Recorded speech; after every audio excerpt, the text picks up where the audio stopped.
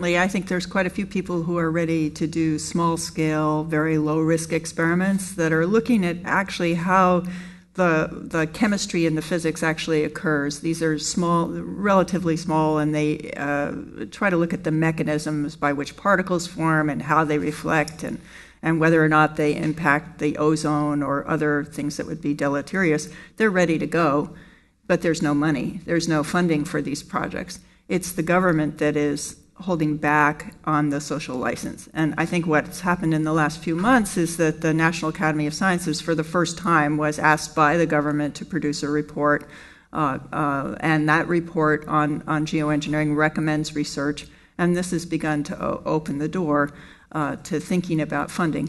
I mean, the first act of governance is funding. If you don't get funding for the project, then the government has basically governed you out. You're not going to do it.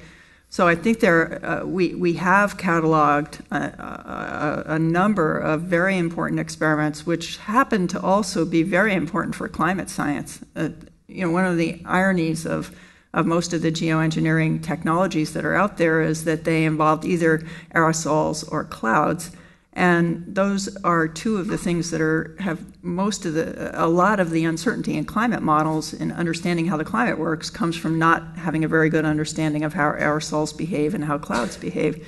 So there's now a body of research that's been defined, which would go out in a very small scale and put a few particles in the atmosphere and try to understand what it does to what it actually does on a very small scale that would help us understand if these technologies would be effective or advisable.